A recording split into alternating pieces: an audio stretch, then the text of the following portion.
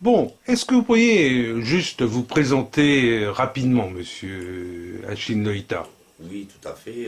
Moi, je m'appelle Achille Loïta Ahmed. Je suis le porte-parole du DDJ en Europe et le représentant en France de ce parti même. Quelle différence faites-vous entre porte-parole et représentant?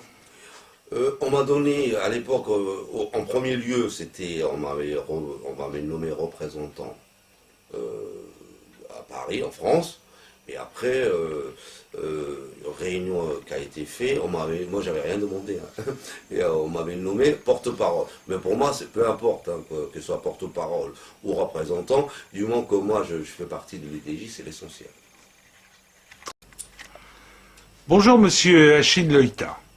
Merci d'être venu dans les bureaux de la RDHD. Je crois que ce matin, il s'est passé des événements graves de nouveau à Djibouti et vous aimeriez nous en parler. Qu'est-ce qui s'est passé ce matin? Bonjour Jean-Loup, merci de votre accueil. Effectivement, à Djibouti, il s'est passé un événement très grave. Monsieur Hussein Roble Dabbar, le père de Saïd Hussein Roble Dabbar, a été arrêté à la place Milly. Et actuellement, on ne sait pas où est-ce qu'il se trouve. Oui, mais s'il a été arrêté, c'est qu'il y a une raison quand même. Qu'est-ce qu'on lui reproche? On lui reproche beaucoup de choses. Premièrement, d'être le père du fils du député. Et deuxièmement, il est membre fondateur de l'UDJ et il a pris, c'est le leadership qui a pris justement, qui a écrit une lettre en disant que l'UDJ n'est pas à cloner. Attendez, qu'est-ce que vous voulez dire par l'UDJ n'est pas à cloner? L'UDJ est un parti, je crois, qui est référencé par le pouvoir. Qu'est-ce qu'on peut cloner? Et justement, il a pris, c'est le leadership de s'opposer, parce qu'il faut savoir que l'UDJ n'est pas un parti comme les autres. Après le décès du port fondateur, le régime, comme dans son accoutumé, a essayé de cloner. Donc il a pris une partie de l'UDJ, à savoir la petite famille de Guédi, paix à son âme, et nous, en tant qu'UDJ, et en particulier Hussein, qui est un des fondateurs de l'UDJ, s'en est opposé à ce clonage programmé. Et c'est une des raisons, en plus, qu'il soit harcelé, toute sa famille est harcelée, y compris lui-même. Donc en ce moment, il est arrêté pour cette raison-là. Attendez, vous voulez nous dire que la fille du président décédé n'est pas légitime pour assurer la continuité de l'œuvre de son père? Elle devrait être légitimée. Il y a un règlement intérieur qui stipule que justement, pour devenir président, il faut passer devant une élection, donc devant un congrès. Et ça n'a jamais été fait. M. Guédi, pardon, père à son âme, de son vivant, il avait nommé une présidente par intérim, Qui était? qui était Madame Nem'a, je crois. Donc, Qui est sa fille ou... non, non, non, Ah, c'est une autre personne, une qui autre n'est pas de personne. la famille de Guédi. Et juste après son décès, 3 mois après, on apprend par la radio djiboutienne, c'est la première fois qu'on passe à la radio, hein, aucun parti n'est passé. On apprend par la radio que Madame Ismaël Guédi, la fille d'Ismaël Guédi, a été nommée présidente par intérim, par miracle. Par quel miracle, je ne sais pas. Nous-mêmes, on n'était pas informés. Donc, de facto, on a envoyé un message de règlement intérieur stipulant qu'on ne peut pas désigner comme ça, on ne peut pas devenir comme ça présidente. Donc, il va falloir qu'elle passe au Congrès. Mais vous avez convoqué un congrès? Les membres du bureau ont-ils convoqué un congrès?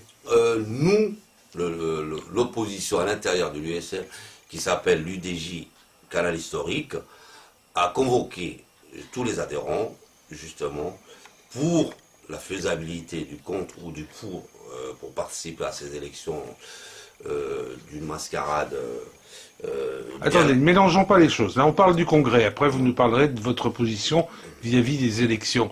Mais le Congrès, vous avez convoqué un Congrès, il y a eu quelque chose de fait? On n'a pas fait le congrès, puisque le congrès demande beaucoup d'efforts, mais on a réuni par contre tous les adhérents pour leur demander justement l'avis de ce clonage. Est-ce que Madame la jeune fille là, de Guédi, est-ce qu'elle peut devenir présidente? On a demandé l'avis de tous les adhérents. Mais comment vous l'avez fait Par réunion, on a réuni bureau par bureau. Ah, vous l'avez fait bureau par bureau. Bureau par bureau dans tout le pays. Et les résultats Le résultat, 80% non. Et ça, c'est... Elle a usurpé la fonction du président. Très bien. Donc elle n'est pas légitime du tout. Alors voyons maintenant la position de l'UDJ, alors que vous appelez canal historique, face à l'élection présidentielle. C'est un peu... en ce moment, c'est difficile pour les observateurs de comprendre ce qui se passe. Il y a un parti qui dit je n'irai pas aux élections, et puis nous découvrons que le président de l'ARD soutient un candidat. Nous avions avant un candidat qui se disait candidat unique de l'USN. Maintenant, le candidat soutenu par l'ARD et probablement par d'autres formations se dit candidat unique de l'USN. Quelle est la position de l'UDJ dans je dirais, ce contexte? Donc d'abord, l'UDJ avait demandé il y a longtemps, il y a pratiquement 2 ans maintenant, de faire les primaires, bien en amont, pour qu'on puisse désigner le futur candidat, si jamais, dans le cas où on participerait à l'élection présidentielle. Ça n'a pas été fait. Et son vivant Guédi, le fondateur, avait émis cette idée-là. Donc personne ne l'avait suivi. Et tout a été retardé jusqu'à présent. Donc, à un mois des élections, il y a eu le Haut Conseil s'est réuni justement pour demander si on participe ou pas à cette élection-là. Donc déjà, les conditions ne sont pas réunies, puisque, et normalement dans la charte de l'USL, c'était dit que c'est les leaders de tous ces partis-là coalisés qui doivent choisir un de leurs. Et ça n'a pas été le cas. Personne ne s'est mis d'accord sur un cinquième, parce qu'il fallait, sur 7, il fallait 5 personnes qui désignent un candidat. Et on ne s'est pas mis d'accord. À partir de là, il y a une cassure, vraiment, qui a été vraiment une cassure profonde. C'est là que le MRD s'est positionné, elle est sortie de l'USN, elle a dit nous, on ne participe pas à cette mascarade d'élection, parce que toutes les conditions ne sont pas réunies. Oui, je crois que la position du MRD est très claire et elle était claire depuis le début. Tout à fait, tout à fait. Ils ont une ligne de conduite qui a été claire, nette, précise. Ça, on peut leur rendre hommage. Par contre, concernant notre parti, l'UDJ, je vous avoue que ça a discuté ferme pendant quelques mois, enfin pendant pratiquement un mois. Et à la conclusion, on a consulté les adhérents encore. Les adhérents nous ont dit, par bureau, 80%, plus de 80%, c'est pas resté à l'ennemi, mais on peut vérifier ça. Ils nous ont dit non, on ne participe pas à cette mascarade d'élection. Et on ne soutient surtout pas, aucun candidat. Très bien. Eh bien, écoutez, merci de ces précisions qui ont le mérite d'être claires et d'expliquer la situation. Maintenant, que représente l'UDJ réellement à Djibouti? Il faut se rappeler dans l'histoire, l'UDJ, c'est l'un des 3 partis les plus importants. Déjà, au niveau de la légalité, parce que tous les partis ne sont pas légalisés à Djibouti. Il y a 3 partis, pour le moment, très légalisés. C'est l'UDJ, l'ARD et le CDU. Et le PPD, pardon, et les PPD. Ces 3 partis-là sont légalisés. Au niveau d'adhésion, l'UDJ a fait partie des premiers partis au pays, à Djibouti. Parce qu'on a beaucoup d'adhérents. Donc c'est un parti très charnière, très central, est très important à Djibouti. C'est-à-dire que vous estimez que vous représentez combien? 20, 30% de l'électorat? On n'a pas fait d'estimation comme ça, parce que c'est jamais vu à Je Djibouti. sais bien que c'est pas facile, Voilà. parce qu'on ne sait même pas le nombre Voilà, d'habitants. on va dire, allez, enfin on va dire, avec une fourchette un peu large, on va dire 30%. Très bien. Ben, je vous remercie. Et concernant le cas de M. Saïd Hussein Roblé, qui, comme on le sait, député, a reçu 2 balles, a fini par être exfiltré en Éthiopie, puis arrivé à Paris et a demandé l'asile en Belgique. Il est membre bien sûr de l'UDJ. Qu'est-ce que vous avez à lui dire? Tout d'abord, Dieu merci, il s'en est sorti. Déjà, une fois, la première fois, c'est quand il a reçu le 2 balles. En urgence à l'hôpital, il s'en est sorti. Après, il a été infiltré en Éthiopie. Et fort heureusement, il est arrivé en France. Donc, un deuxième soulagement pour tous les Djiboutiens. Et la dernière phase, c'est que la balle lui a été retirée avec succès. Donc, on s'en réjouit que justement ce jeune combattant courageux maintenant peut, comment dire, Vivre normalement. vivre, mais tout à fait normalement. Et continuer ses combats. Et surtout, continuer ses combats qu'il a menés très jeune à Djibouti. Sa famille actuellement, en dehors de son père dont vous venez de nous parler, semble aussi menacée. On nous parle de licenciement de ses frères et sœurs. Oui, tout à fait. Toute sa famille, proche et moins proche, en particulier ses frères et sœurs, sont licenciés. Il y a un qui a été militaire depuis 2 ans, on n'a jamais entendu parler, il a été licencié. Mis au repos, sans raison, apparemment. Mais enfin, nous, on connaît la réponse. Et son frère, il y a un deuxième frère aussi qui travaille dans l'administration, pareil. Le jour au lendemain, dès qu'il est arrivé en France, et qu'ils ont su qu'il est arrivé en France, il n'a plus de travail. Et il faut savoir aussi que cette famille-là, jour et nuit, elle est surveillée. Elle est harcelée, la police tourne autour. Tous les faits et gestes qu'ils font sont contrôlés.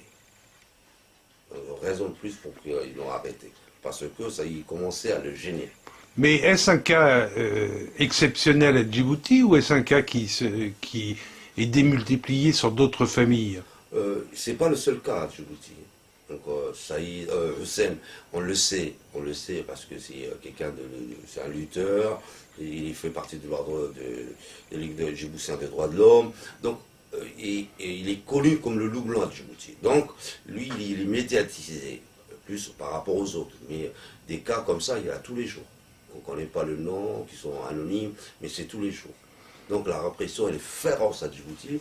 À l'approche des élections, ça multiplie, ça quadruple même la répression vis-à-vis des opposants qui disent non au clonage, par exemple. J'aimerais juste, en fin d'interview, savoir un peu votre pronostic. Il y a actuellement un candidat Guélé, il y a 3 opposants qui ont déposé leur dossier, il y en aura peut-être qu'un 4e, peut-être un 5e d'ici demain midi. Quels sont vos pronostics? Est-ce que ces opposants qui se présentent ont réellement une chance? Pour vous répondre franchement, on avait une chance inouïe si on avait réussi à faire les primaires à temps. Et la population était tous derrière nous. Et avoir un candidat unique, donc. Candidat unique. On avait une chance inouïe. Cette chance-là, on l'a ratée. Avec tous les limolos là qui font, on a raté cette chance-là. Donc les représentants, les conditions ne sont pas réunies. N'importe quel candidat n'a aucune chance. Mais alors, aucune chance. Mais pourquoi le peuple est contre Guélé? En majorité, nous le savons. Oui, mais le peuple était contre Guélé et il était derrière l'USN uni. Mais une fois que l'USN a éclaté et que... Vous voulez dire que le peuple est démotivé et... Très très motivé. Si vous allez à Djibouti, vous parlez de l'USN, on vous regarde même pas en fait. Donc les gens là qui se présentent et qui vont en quelque sorte à l'abattoir, donc ils n'ont aucune chance et c'est vraiment... Mais alors pourquoi y vont-ils? Pourquoi y vont-ils? Pour se faire connaître? Pour obtenir des avantages? Apparemment, il y a beaucoup de gens qui étaient infiltrés dans l'USN, et on le voit maintenant. Qu'est-ce que vous voulez dire infiltré? Infiltrés, c'est des gens qui travaillaient pour le régime, qui étaient infiltrés. Ah bon, Maintenant, qui joue un double jeu donc. un double jeu, très justement. C'est pour ça que l'éclatement de l'USN est là-dessus. Parce que tous ces gens qui se présentent, qui sont soutenus. Quand on voit le président enfin celui Omar là, qui se présente, il n'a pas d'argent. Comment il peut payer 5 millions pour l'enregistrement? Il faut payer 5 millions. Oui. Où est-ce qu'il a Ce qui fait combien de francs français à peu près? 5 millions. 30 000? En gros. En gros, autour de 30 000 Ouais, euros. Voilà. Très bien. 10 ou 30 000. Autour de 30 000 euros. 30 000 Très bien. euros. Ma dernière question, ce sera comment voyez-vous l'avenir dans ce contexte qui est assez pessimiste pour le moment? Est-ce que vous voyez l'avenir avec optimisme? Est-ce que vous voyez quelque chose se décider? La nature même des Djiboutiens, sont des natures optimistes.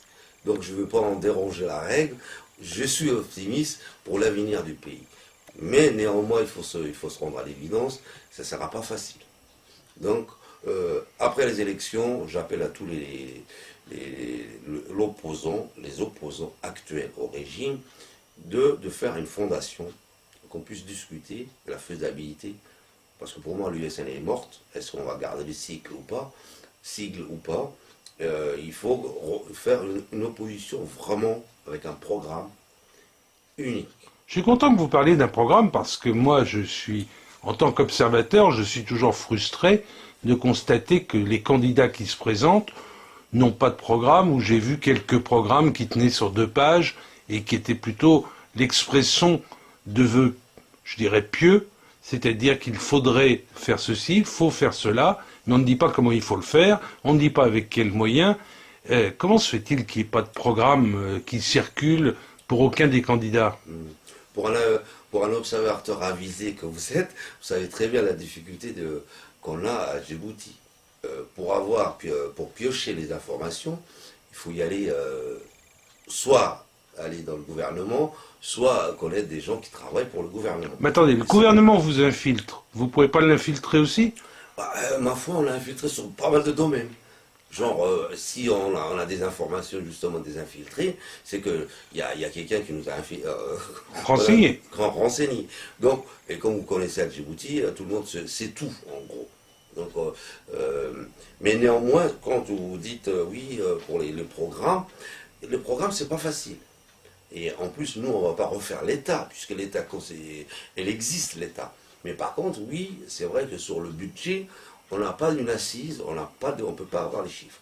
On a une difficulté à avoir le budget, comment il est reparti. Département par département, ministère par ministère. C'est très difficile.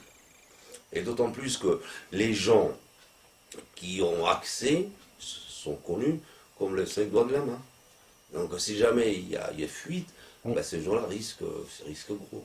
Mais alors attendez, le budget il est bien voté par l'Assemblée, on est dans un État non démocratique, mais le budget est bien voté par l'Assemblée. Les députés sont au courant. Il y a 65 députés, c'est pas 5. Voilà. Et y compris les députés de l'opposition. Oui, mais comme vous savez, c'est un chambre d'enregistrement là-bas.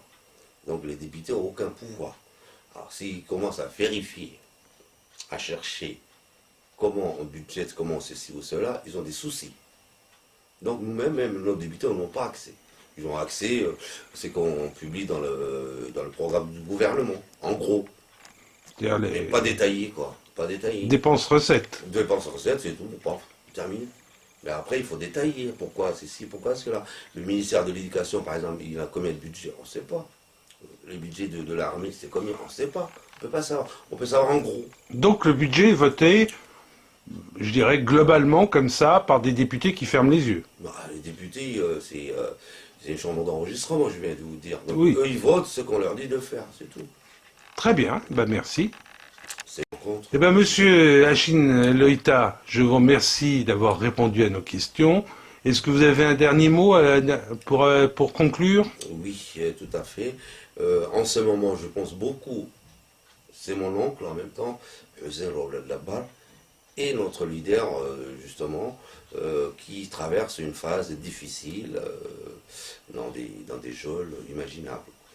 Donc, Et on a qu'est-ce que pensé, vous pensez faire pour lui? nous, on est déjà solidaires intellectuellement, psychologiquement, et on risque de faire, on va passer à la télé, on va informer les associations comme vous par exemple, il y a RFI, on va informer les journalistes pour son cas, et la lutte continue, il ne faut pas qu'on baisse les bras, et la lutte continue.